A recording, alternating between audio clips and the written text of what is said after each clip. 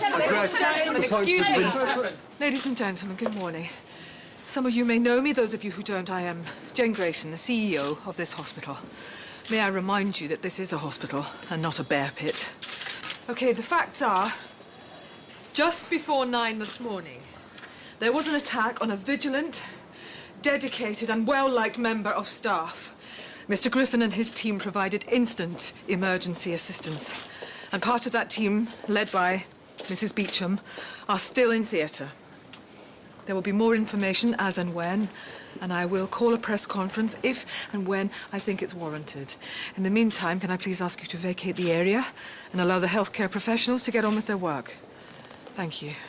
Let's walk this way. Don't look back. You shouldn't even be here. Oh, so you would prefer I was sitting at home awaiting news of your crucifixion by Associated Press? Yes, thank you for that. You know, I have attended many surgical procedures here in my time, but I wouldn't call myself a surgeon. How's Christian? He's doing fine, thank you. I was doing my best. I know. Look, I know it's the worst possible timing, but a new member of board is visiting today. Yes, Carr. Oh, you're reading your emails now. I want you to make a good impression on him. Mrs. Grayson. Talk of the devil.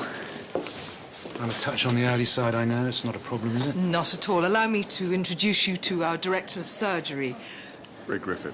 Yes, indeed. Just witnessed you in action back there.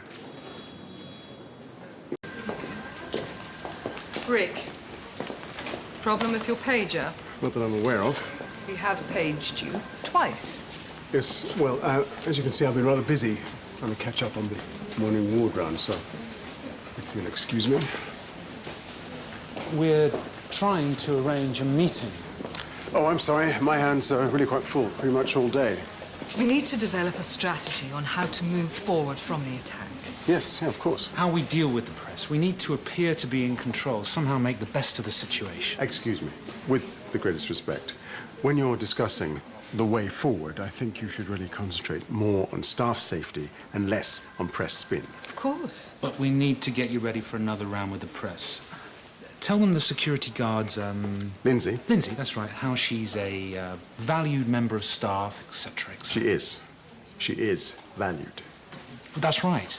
Forgive me, but I don't think that you've quite grasped the situation. A girl has been attacked because staff safety is non-existent. The CCTV system's a joke. Something needs to be done, Mr. Carr. Actions, not words. Perhaps in difficult times, we need to ask some difficult questions. Such as? Should we really be treating dangerous, high-risk people like junkies? We have a duty to treat Yes, anyone... yes, I understand that, but a director of surgery needs to ensure that meagre resources are channeled correctly. I'm sure you agree. Can we justify funding treatment for patients who don't deserve it? Deserve? Excuse me. Rick, what about the meeting? Spin is really not my thing. I need to talk to Lindsay's fiancé. Have a procedure to plan. Anything exciting? Just a little heart operation with a big difference. How intriguing. I'll keep you posted. She joined us for our meeting, and we've been discussing new ways of improving staff safety. She certainly is something. She certainly is. And she's done a miraculous job on the security guard. She's a fine surgeon. Is there any news on Lindsay's attacker? Yes. Seems he was an outpatient here. Checked out the drugs trolley and then came back. Well, if he was a patient, then he'll have a patient record, and all his details will be on... Already checked. And they're false. It could be the guy I had a run-in with. Mr. O'Dowd had an altercation with a drug user. Running? Well, I caught him stealing. And? Well, he attacked me, but We dealt with it. Well done. he shouldn't have been here in the first place, in my opinion. You must excuse Mr. O'Dowd. No, that's okay. Please, let him speak. Go on. Well, he should have been looked after by a GP, local drug treatment centre, whatever, but we shouldn't have to treat those people. We shouldn't treat them. We're not set up to treat them long term. We treat junkies, they come back and attack us. We're a soft target to steal a fix. Ultimately, what's the point of it? People are always complaining about how little cash the NHS has. Well, instead of asking for more, we should be looking at better ways of using what we got. By deciding who we treat. Yeah, if we didn't treat certain people, resources would be freed up for more deserving patients. Isn't there somewhere else you have to be now? Sorry. Just excuse me. Well, there goes the voice of the future. Well, if it is, I hope I'm not here to see it. I have practiced and prescribed to the best of my ability for the good of my patients. The Hippocratic Oath. How old is that oath? Hippocrates. 4th century BC, wasn't it?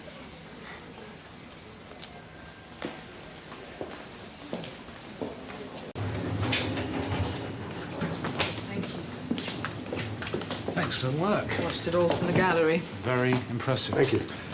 Although, to be honest, that was never really in any doubt. Something else was. Your strength as a leader, director of surgery.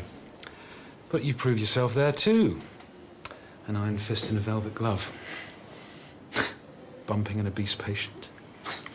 He was also a smoker. Now, you made the right decision. Right as in correct, or right as in political.